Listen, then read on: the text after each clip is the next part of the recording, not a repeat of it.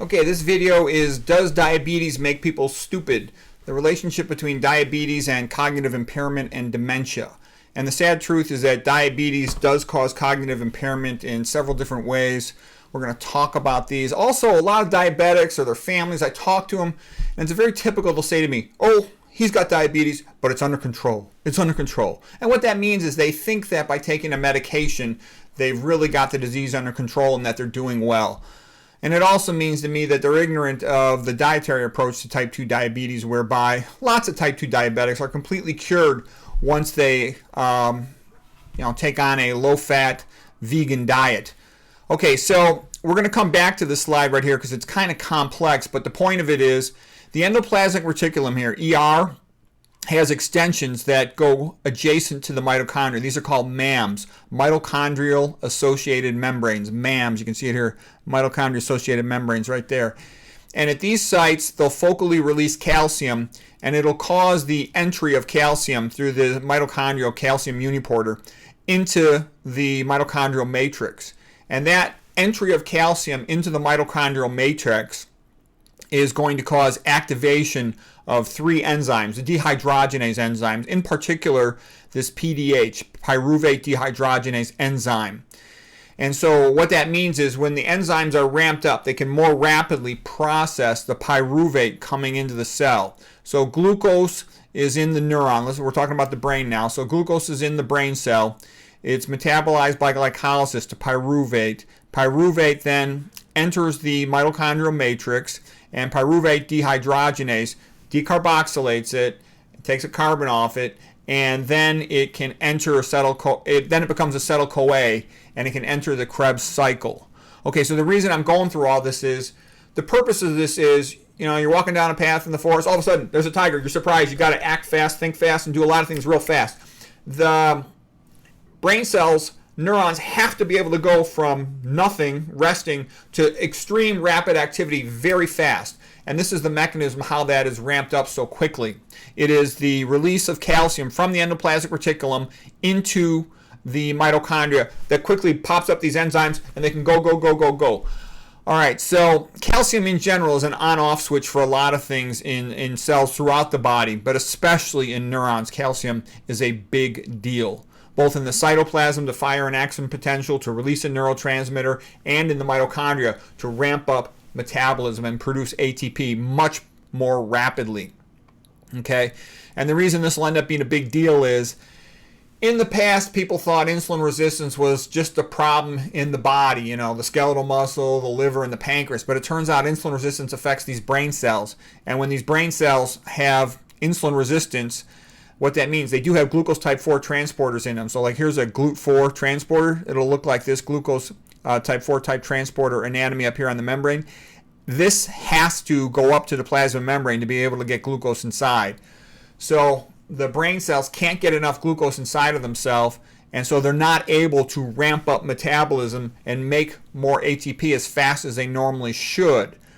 But the calcium uniporter doesn't recognize that as well as one would expect, and it runs the risk of pouring too much calcium into the mitochondria, which can then damage the mitochondria. Excessive amounts of calcium unloaded into a mitochondrial matrix can cause that mitochondria to die. It'll do something called opening up the mitochondrial permeability transition pore, which is just a fancy way of saying it opens up its membrane and it dies. All right, so the body's not designed for high-fat diets, and when they've led to diabetes with insulin resistance, that can lead to a loss of brain cells. And this is just one mechanism whereby you get a lack of coordination between the mitochondrial associated membranes releasing calcium into the mitochondrial matrix in effort to ramp up metabolism, but there's no glucose to do it with because of a problem with insulin resistance. Okay, we're going to come back to this after I've gone through other stuff to make sense. One other point I want to show you too is that there's an entirely new concept of endoplasmic reticulum that is new since the old textbooks. Even young medical students probably don't have this in their textbooks yet. The fact that the endoplasmic reticulum, typically if you see a cell drawn in a book, you'll see the endoplasmic reticulum kind of abutting adjacent juxta to the nucleus of a cell, and then you'll see a mitochondria over here like a discretely separate thing, and then way far away will be the plasma membrane, but it's actually not like that. It's more like the endoplasmic reticulum is all over the place in a cell. It's like a lattice, reticulated, and it will have contact points with the mitochondria. It's mitochondrial associated membranes where the endoplasmic reticulum comes close to this mitochondria. It'll also have membrane contact points with the plasma membrane. And why does it do this?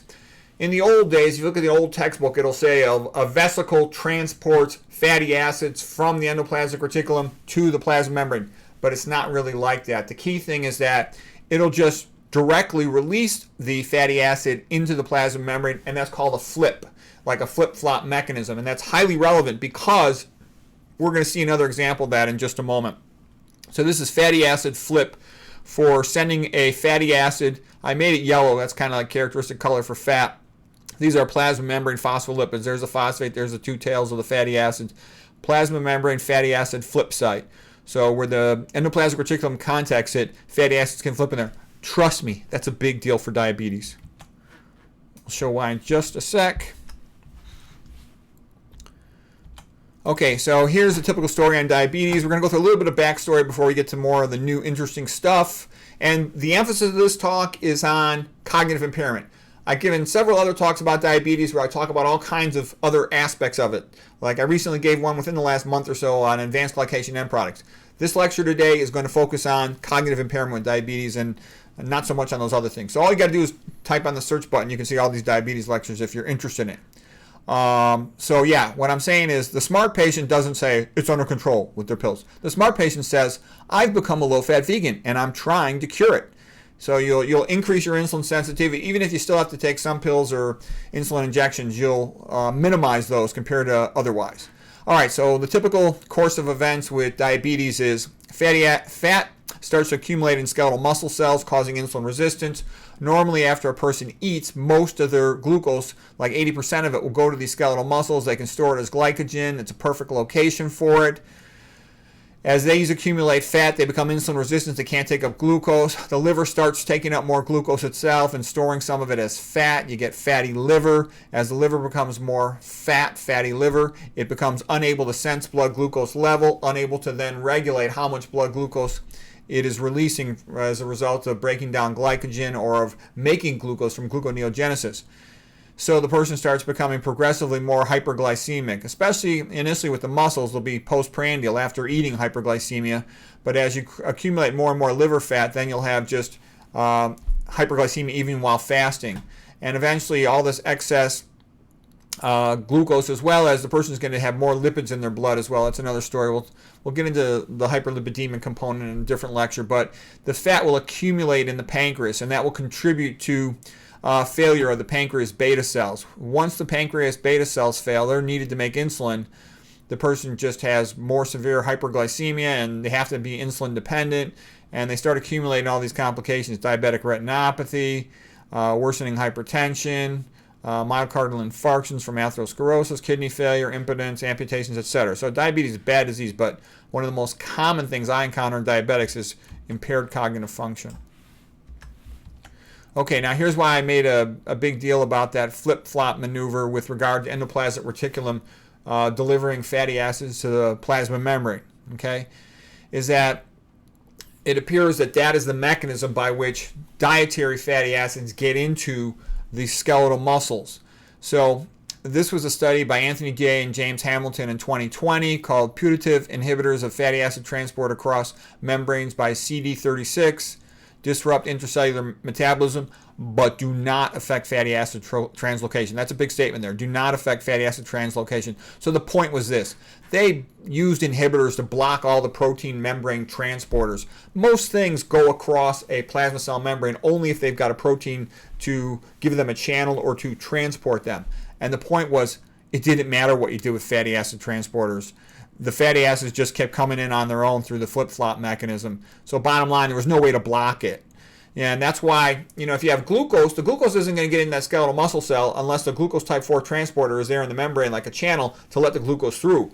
But the fatty acids, they just interact with the plasma membrane. The fatty acid will come up to it. Let's say it's deprotonated right here, deprotonated carboxylic acid. It'll become protonated as it interacts with the phospholipid heads of these phospholipids on the outer face of the plasma membrane.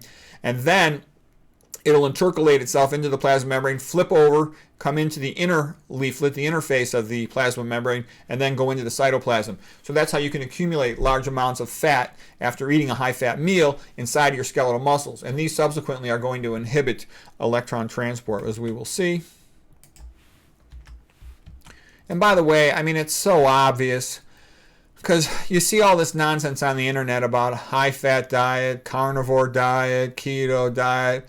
It's like an instant IQ test, and most chumps fail. Basically, a simple comparison. I won't go too much into this epidemiology, but just take a look at the Tarahumara. They live in northern Mexico by the Sierra Madre Mountains, Copper Canyon area. They've stuck with their old ancestral diets with a lot of corn, beans, and squash and local greens. They're world-famous ultra-marathon runners. You can look them up in 2 seconds. Tarahumara, okay? Just type in Tarahumara runners. And, the famous Ruth Heidrich, PhD, marathon champ herself from American from Hawaii. She's traveled to visit them. There's a real famous book written about them called Born to Run by, I think the guy's name was McDougall, but he's not related to John McDougall. Anyways, there's plenty of data on the Tarahumaras. A lot's been written about them. They had a co-joined population in the past called the Pimas. And then the Pimas, after the Mexican-American War in 1848, got separated and pulled into Arizona, and they eat the standard American diet. They're fat, they're sick, typical, 50-something Pima. While the Tarahumara is running ultra-marathons in his 50s, the Pima is, getting open heart surgeries, gallbladder out, appendectomy, sigmoidectomy for diverticulitis, and below knee amputation for diabetes. Okay, so the point is, it's pretty obvious that high-fat diet with meat doesn't do you much good. I talked about this before, and here's basically what it comes down. You either go low-fat vegan, and if you want to keep everything working because we're designed, it's our species-specific diet, or you keep eating this meat, oil, processed food, you get drug, chopped, bye-bye money, dead prematurely. I mean, that's basically what the choice comes down to. It's just good to know how it all works. Okay, and it's also, you really want to exercise. This is just a quick example of the metabolism of sea squirt. The sea squirt in its juvenile phase is like a tadpole. It's got a brain, it swims around. In its adult phase, it attaches to a rock and becomes a filter feeder. Its brain is reabsorbed. You don't need a brain if you're a filter feeder. So why am I showing you this? Because the brain's a use it or lose it system.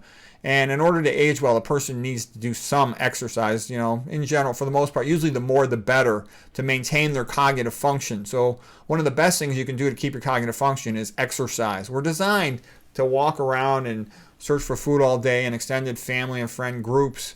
So anyways, that's the body's use it or lose it. You don't use your brain cells, you're less likely to maintain those neural pathways. Okay, I'm just showing you here quickly some mechanisms of dementia. Now, these are the mouse equivalent concept, and this comes from the work of Jack Delatorre. So Jack Delatorre, he wrote a great book called Alzheimer Turning Point. And what he did with his research, he would tie off the carotid artery in a mouse, let's say a middle-aged mouse, and about 2 months later the mouse will become demented. He goes into the mouse's head, autopsy, expecting a big stroke. No stroke, just atrophic brain on the same side. He tied off the carotid. So it turns out chronic cerebral decreased blood flow, hypoperfusion, causes dementia. The mouse was demented. It couldn't find its way through the maze and all the other little tests they do, the water platform test and all that. So then you say, well, so what? He tied off a mouse's carotid artery. How many people get a carotid artery occlusion? How common is that? Well, the concept of chronic cerebral hypoperfusion is super common. Okay, tons of patients have atrial fibrillation. You're losing that 25% atrial filling, atrial kick, if you will, from atrial contraction to fill the left ventricle and get more blood to pump to the head. Chronic cerebral hypoperfusion. Tons of patients have ischemic congestive heart failure. So because they've had atherosclerosis in their coronaries, they've got decreased oxygen delivery to their heart muscle and it atrophies over time. They can't pump much blood. Chronic cerebral hypoperfusion. These are all the highway to dementia. Obstructive sleep apnea. The fat patient, their pulse ox drops at night now that they check it.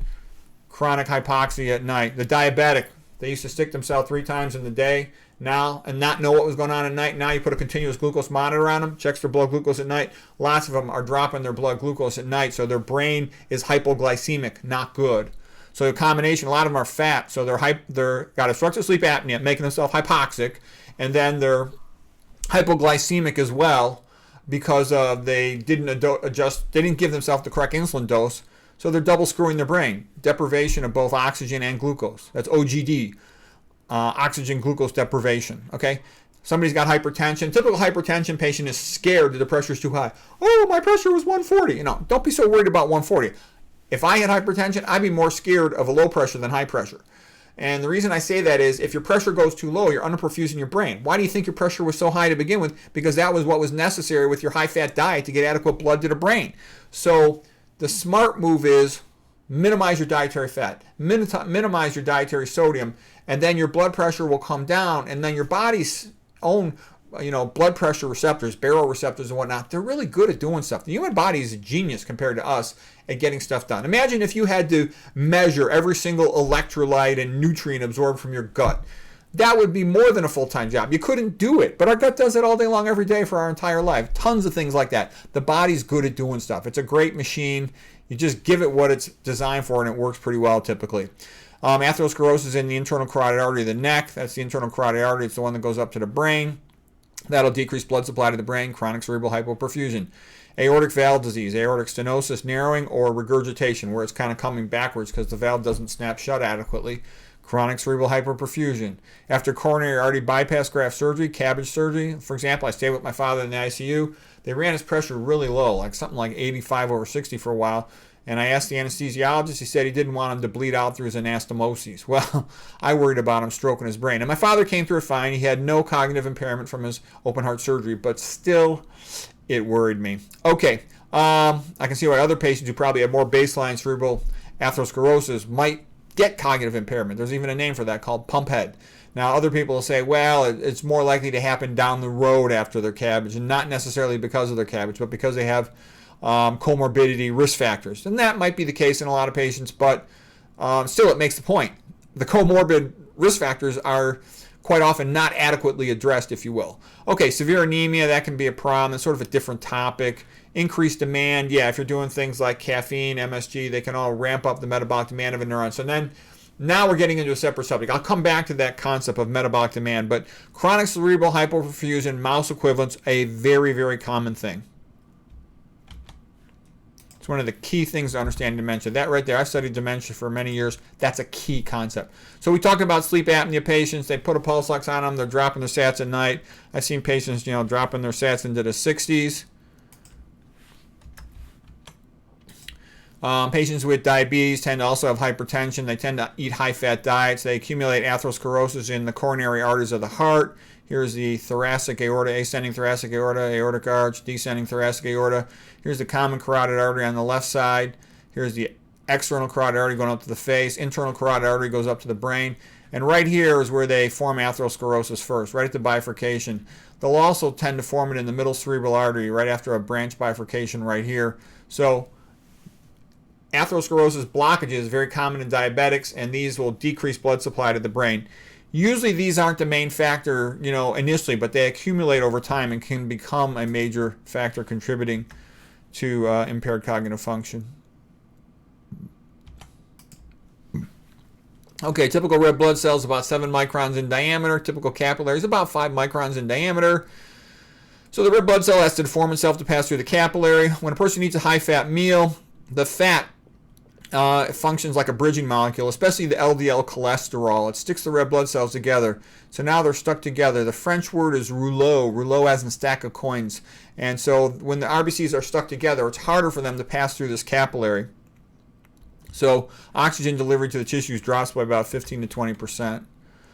Okay, LDL cholesterol, the higher the LDL cholesterol, the more RBCs, red blood cells, are stuck together. The reason is the LDL cholesterol here is a bridging molecule, and it sticks the red cells together. It has a positive charge around it. Red blood cells have a negative charge around themselves. That's because they have a sialic acid residue on their glycocalyx, meaning their outer surface has these negatively charged chemicals. That's a good thing normally. It gets the red blood cells to repel each other. But when you got high LDL cholesterol in the blood, or high levels of fibrinogen from acute stress, or some other reason, or high IgM from an acute infection, or high uric acid when you eat things that rapidly raise uric acid, They can all, excuse me, be bridging molecules to stick those red blood cells together. Okay, and just an example of how eating a high-fat meal causes, after eating, lipemia, meaning high fats in the blood, and subsequent ischemia, meaning lack of oxygen delivery to the tissues. Done by Peter Quo, Pennsylvania, cardiologist in the 1950s. Same experiments in similar fashion repeated in the 1960s by Meyer Friedman and Ray Rosenman. And here's the gist of it. A sat-fat meal, saturated fat, causes lipemia, peaking between about 4 to 7 hours. And they would check their blood lipids every 30 minutes. And at peak lipemia, these were patients who had known cardiac angina. That's when they would get the majority of their cardiac angina attacks, okay? So peak lipemia equals peak ischemia equals peak angina. So when the fat is highest in the blood, that's when oxygen delivery is lowest to the tissues, and that's when the person is more likely to get chest pain, worrisome for potentially going to develop into a heart attack. So that's a big deal. And it's even worse with omega-6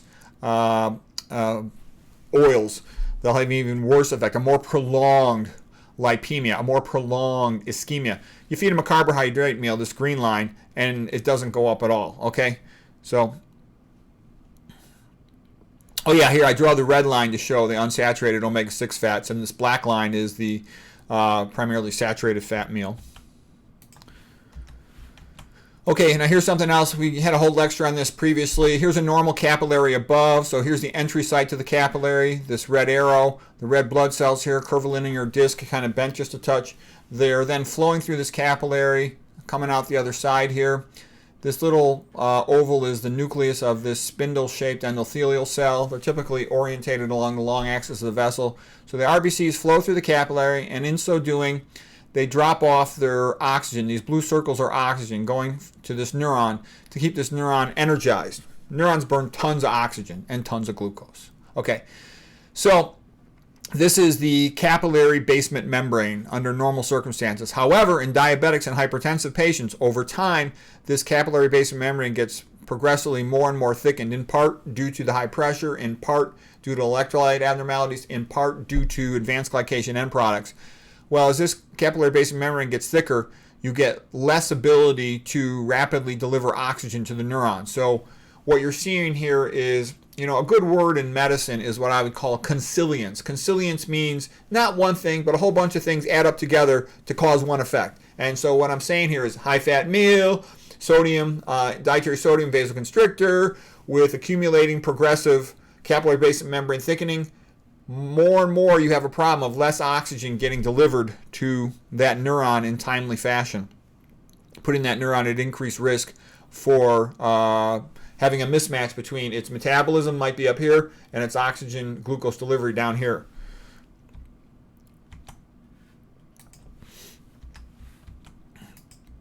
Okay, here's a level like cut through the brain transversely at the level of what's called the basal ganglia.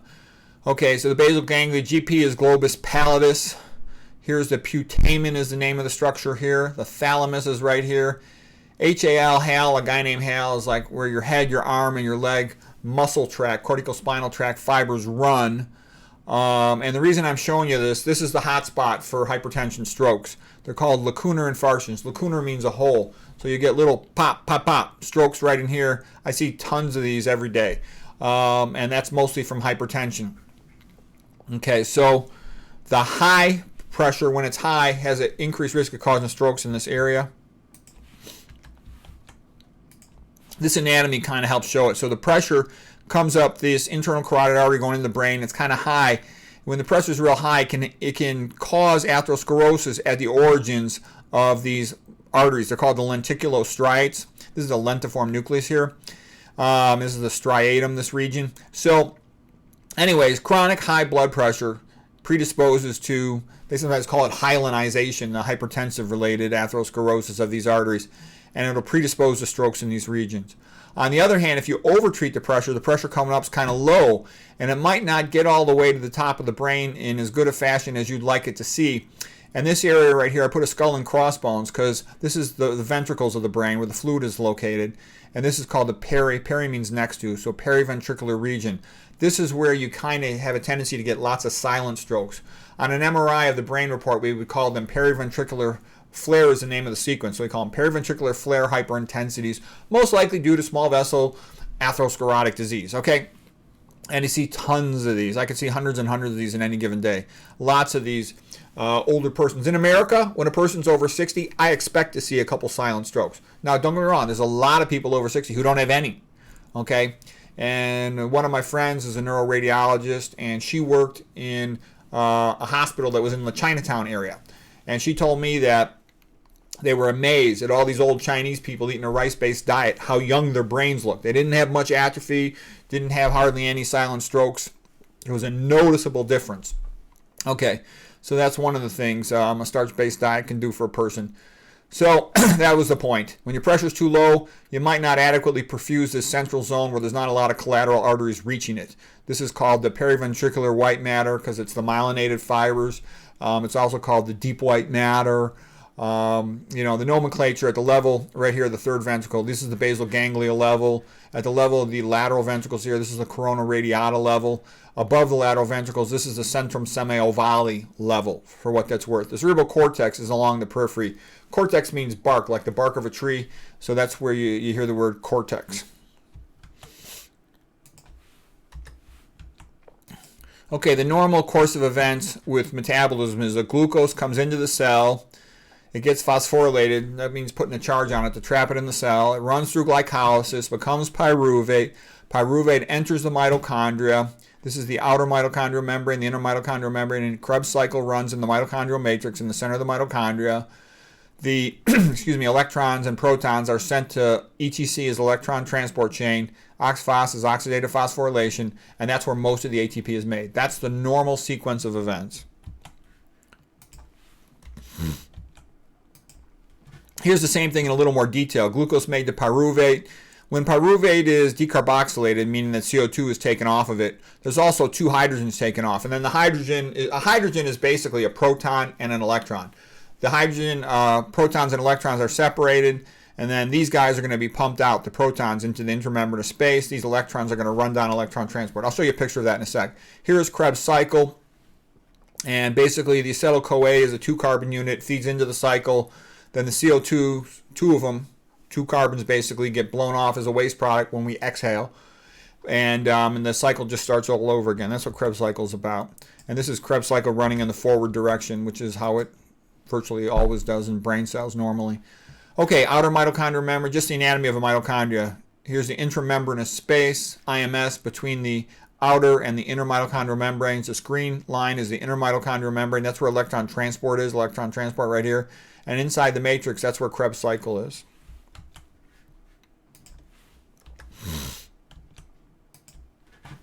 Now, this right here is what happens with the electrons. The electrons are passed. CX1 is complex 1, complex 2, CX3, complex 3, CX4, complex 4. This is coenzyme Q. It's an electron carrier in the mitochondrial membrane between complex 1 and complex 3. Cytochrome C is really sort of a little bit more outward on this inner mitochondrial membrane outer leaflet, but it's also an electron carrier, delivers electrons to complex 4. And then this is ATP synthase. So basically these protons are pumped out at these locations, and now a gradient is built up with an accumulation of protons within the intramembranous space. Then that gradient is harvested to let this hydrogen come back through, and the energy of that spins the ATP synthase, and that enables a phosphate to be put on. The ADP becomes ATP. Oxygen right here is what catches the electrons. It's the end of the line for grabbing the electrons, and then it gets converted into H2O. Now, this is just a periodic table of elements to show that out of all the elements, oxygen has the second highest electronegativity, which is desire to grab electrons. So oxygen really wants those electrons. The only thing with more electron grabbing ability is this F over here, okay? So here's another drawing of the electron transport chain. Again, this is complex 1, complex 2, complex 3, complex 4, ATP synthase. Here's coenzyme Q in the membrane, cytochrome C on the outer part of this inner mitochondrial membrane, outer leaflet. Anyways, the point being is when you overwhelm the electron transport chain complexes, they will push this gradient too high, too many protons pumped in there too fast, and it'll start to go backwards. And this is what happens in diabetes due to a high-fat meal. And when it goes backwards, coenzyme Q has overwhelmed too many electrons. It'll just drop them into the matrix, and they'll combine with oxygen and produce superoxide. Okay, and normally that happens in small amounts, and the mitochondria has a way to neutralize those free radicals, those reactive oxygen species. But when a person eats a really excessively fat meal, the neutralization component also can be overwhelmed.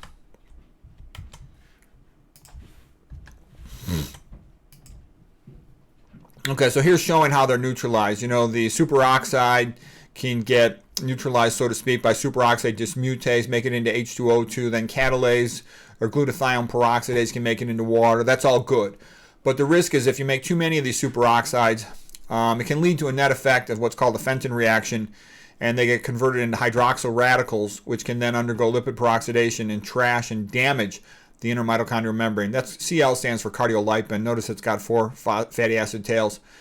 And so what I'm basically saying is the more fat a person eats, the more iron overloaded they are, the more omega-6 PUFAs they eat, the more they're predisposed to this lipid peroxidation problem, which can trash mitochondrial membranes, can also trash membranes in other locations.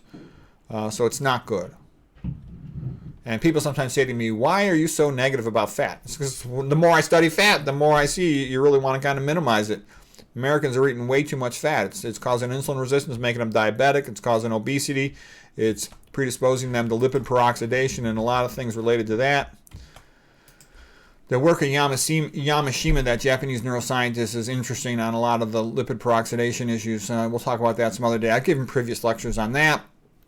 Okay, these are just some things that inhibit the electron transport, including GP, the herbicide, cadmium, a contaminant in some foods, excessive dietary fat making this go backwards, lead that could be present in a person's water. I don't even use a painted glass. I won't drink or eat off a painted plate or glass. I would test it for lead. Why do that? You don't have to do that, so why do that? F- will inhibit this. Hydroxynonenal, which is a byproduct of eating omega-6 oils, and that can also be have a negative effect upon the mitochondria on ATP synthase. Okay, I've looked at many thousands of brains as a neuroradiologist and tried to correlate the patient's history with why they're demented, and I can tell you almost all the brains, over 90%, probably closer to 95% of the people I see with memory impairment or dementia, they're diabetic, okay? And they're usually hypertensive. I'd say 90% of them are both diabetic and hypertensive. Those are the highest risk factors for dementia, in my experience, diabetes and hypertension.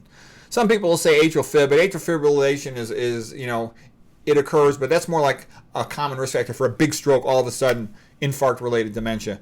And I know I mentioned it for cognitive impairment with chronic cerebral hypoperfusion. Yes, that is true. But what I'm trying to say is I see a patient has AFib once in a while.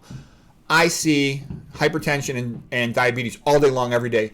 Tons and tons of patients. As a matter of fact, when I encounter, if you gave me a brain MRI, said this patient is 65-year-old and they've got memory impairment, I would assume, you don't have to say anything else to me, 65 years old, cognitive impairment, I would just assume the patient has hypertension and diabetes. And I would almost always be right. So other causes of cognitive impairment, yeah, they happen. I know there's some association with aluminum. Obviously, there's an association with head trauma and some other things, smoking cigarettes, drinking alcohol. Yeah, that's all true. But those are, you can say, that person has this risk factor, that person has this factor. And what I'm saying is in America, just about everybody is hypertensive and diabetic over 55, 60 that eats a westernized diet. So that's why the sooner you can get out of that Western diet eating pattern, the better. And now here's what I call, the Peter Rogers MD theory of dementia. And I came to this conclusion because I was trying to understand dementia. I'm looking at all these demented brain. Why are all these people demented? And of course, you read a book that goes, Alzheimer's is the most common cause of dementia. Oh, BS, okay? There's no physical exam finding for Alzheimer's. There's no physical exam test. There's no lab test. There's no blood test. Imaging doesn't show what they say you're supposed to see in the books. They say, well, you're going to see primarily temporal lobe atrophy and perhaps some parietal lobe atrophy as well. BS. I see diffuse symmetric atrophy is what I see in the vast majority of the cases. Okay, And now what I believe is the main issue here, in addition to what Jack Delatorre said, I think he's exactly right. There's also what I call a problem with neurovascular coupling. You've got a metabolic rate and you've got an oxygen glucose delivery, and they should be matched. If you increase the metabolic rate, like let's say by drinking caffeine or having some other stimulant like nicotine or amphetamine or something or aspartame, MSG, you could be, and you're psychologically stressed, you could be ramping up, and caffeine, you're ramping up the metabolic demand. And if you simultaneously eat a high-fat meal, you're dropping the oxygen delivery, okay? And let's say you give too much insulin. Let's say you overtreat your hypertension. You're running a bigger and bigger gap between these two.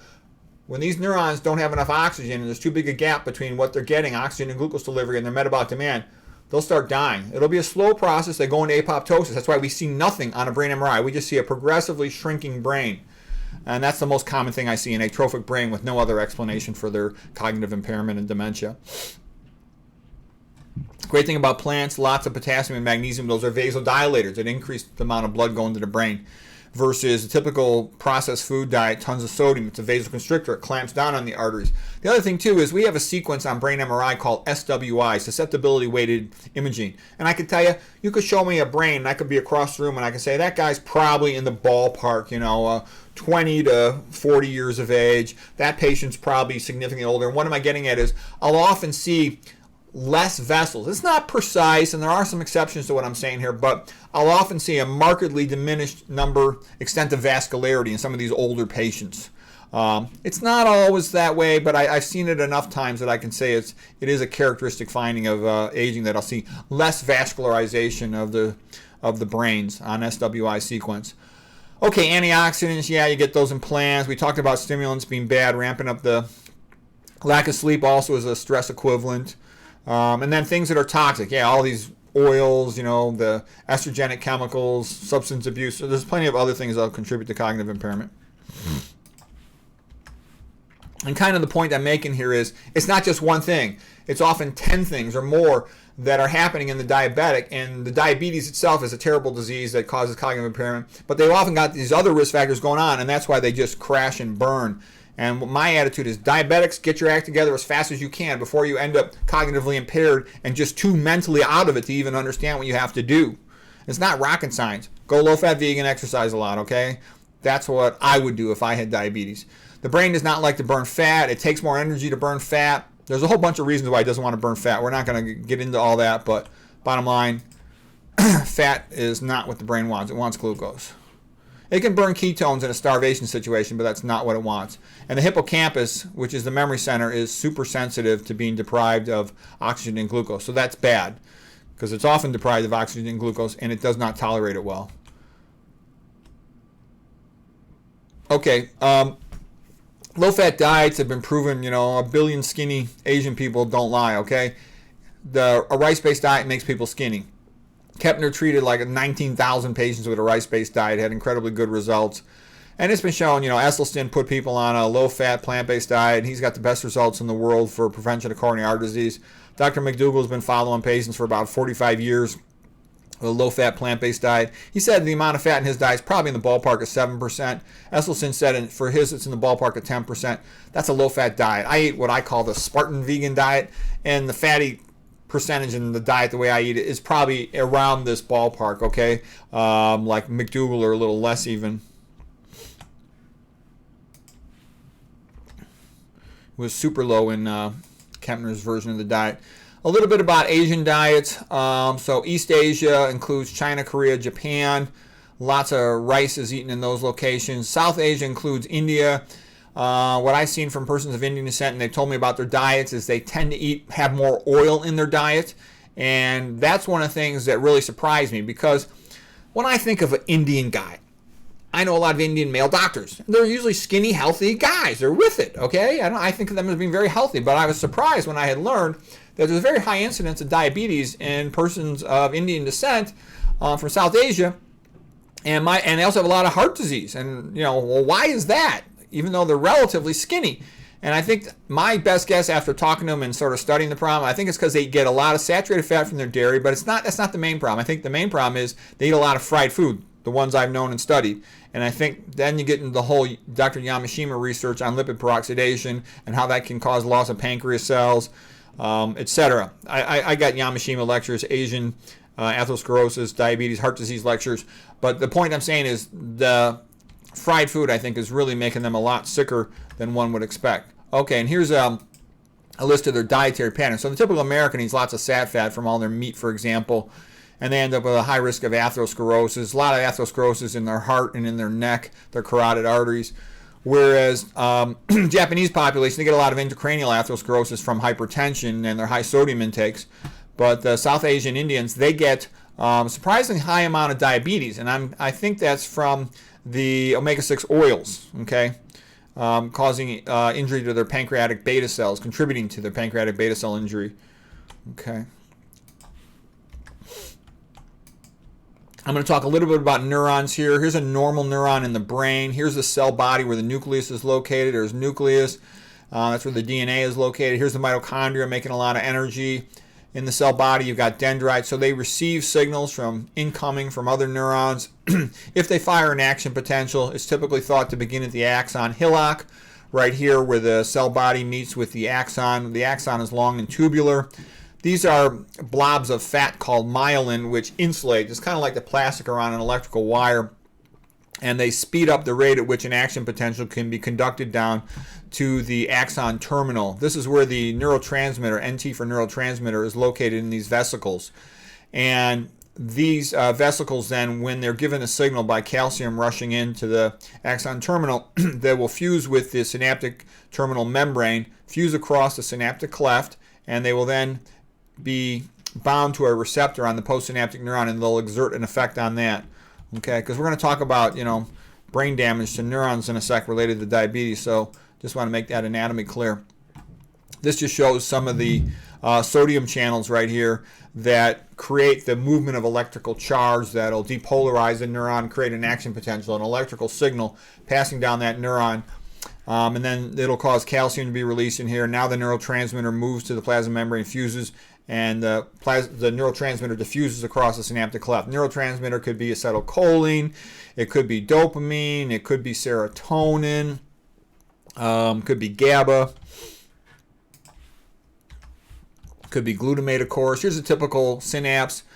The neurotransmitter vesicle has fused with the synaptic terminal membrane. Neurotransmitter is released across the cleft, diffuses across the cleft, binds to a receptor on the postsynaptic neuron, and then it has reuptake into the presynaptic neuron. That's a typical neurotransmitter, how it works. Okay, and the reason I show you that is people who are eating meat and processed food tend to eat way too much sodium, and when they eat high amounts of sodium, it tends to have a harmful effect on their plasma membrane sodium gradients. They'll tend over time with excessive dietary sodium intake to accumulate a little more sodium inside their cells than they should. And that leads to a weaker plasma membrane gradient for pumping out calcium. So this will lead to, over time, a tendency towards increased intracellular cytoplasm calcium, which causes abnormal increased activity in their neurons. That can give them anxiety, increased abnormal firing of their neurons, and it can also predispose them to excitotoxicity, that concept of ramped up metabolic rate. The same thing happening in the arterial smooth muscle cells contributes to hypertension.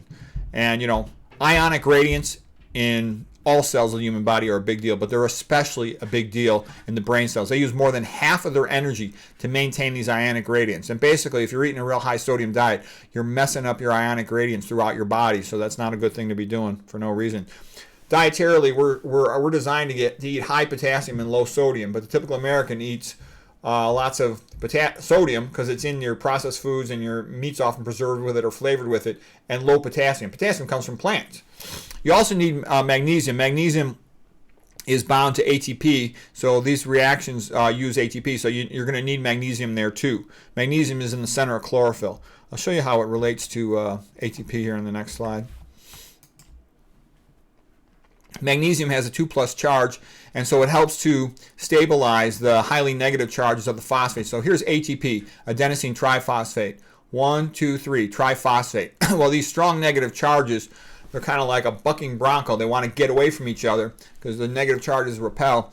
And so the positive charge of magnesium kind of says, hey, stay in place till we need you for the reaction. Stay, whoa, and then lets them go when it's time to have the reaction go. That's the beneficial role that magnesium plays. So Most people in America, they don't eat enough plants, so they're deficient in magnesium and they're deficient in potassium. So like all these people, they ask all these questions about stuff that doesn't matter.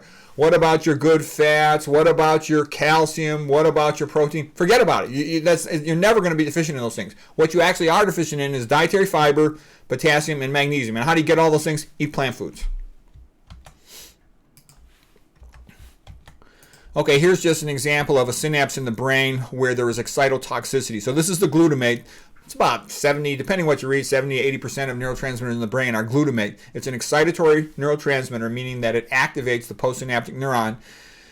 It diffuses across the synaptic cleft. It'll typically bind to, let's say, an AMPA receptor is what this receptor is called for glutamate. That lets in sodium into the postsynaptic cell, which starts to raise the membrane charge, the membrane polarization of the postsynaptic cell.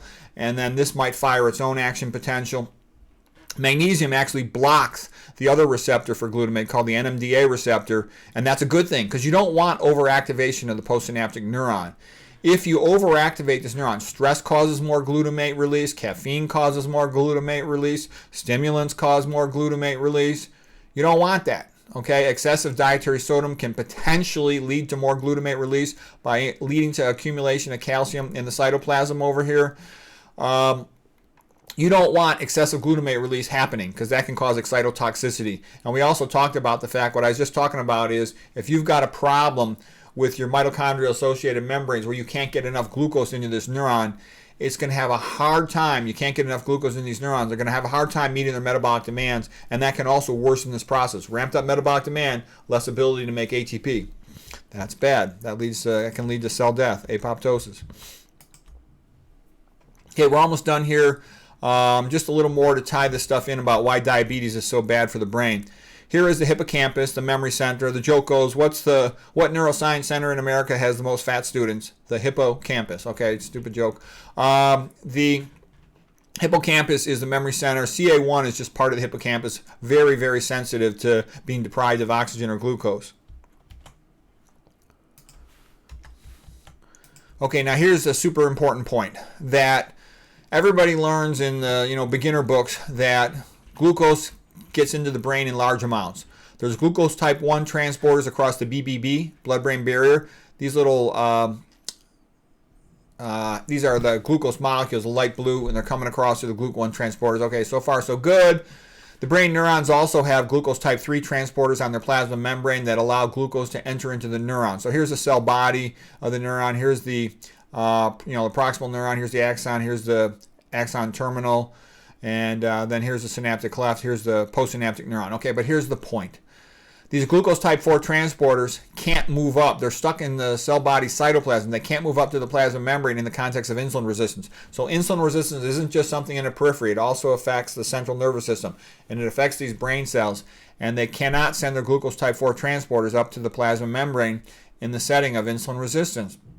So what that means is they can't get enough glucose into the neuron, into the cell body area, which means they can't get enough glucose into their mitochondria. And because they can't get enough glucose into their mitochondria, their ATP production, let's say it's supposed to be at this level, it drops. And when that ATP production is dropping, but metabolic demand is going up, you're at increased risk for dead neurons. So they're losing neurons because they got a mismatch between their metabolic rate of their neurons and their inability to make ATP because they've got a capillary basement membrane thickening, less oxygen is getting out there. They've got insulin resistance, so they can't get enough glucose into these cells.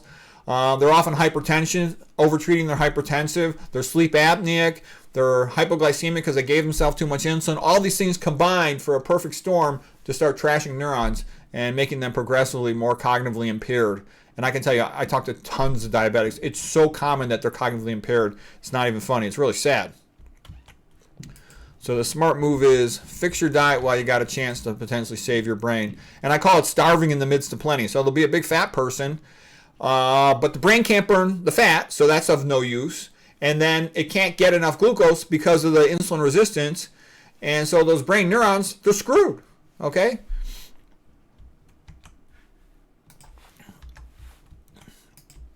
And on top of it, they're also screwed if they suddenly have to ramp up a response and ATP production in the setting of an acute event, that their endoplasmic reticulum, having these extensions called mitochondrial associated membranes, contact points with the mitochondria, that release calcium that goes into the mitochondria can rapidly increase ATP production in a normal healthy person, but it'll ramp up their Krebs cycle enzymes, but they won't be able to make enough ATP because they'll have the glucose type 4 transport. As I showed them, glucose type 4 transport here is not getting up to the plasma membrane. So not enough glucose gets into that cell.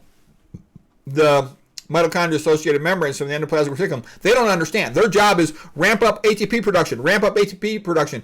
What the hell's going on with you, mitochondria? How come you're not getting more glucose and pyruvate into this mitochondria? What's going on? Get your act together. Come on, let's go. They don't understand. Its insulin resistance is not letting more glucose into that cell. So they pour more calcium into that mitochondria, and that excess of calcium, all those positive charges, can start to damage the enzymes in the mitochondria and lead to destruction of that mitochondria. It goes, screw this, we can't function anymore. Open up the mitochondrial permeability transition port, dead mitochondria, and eventually that will cause the entire cell to die. So this is just another example of how diabetes causes cognitive impairment in multiple ways. And so again, sort of the talking point of this message is don't mess around with your type 2 diabetes until you're cognitively impaired, and then you get yourself in a vicious cycle and you can't fix yourself.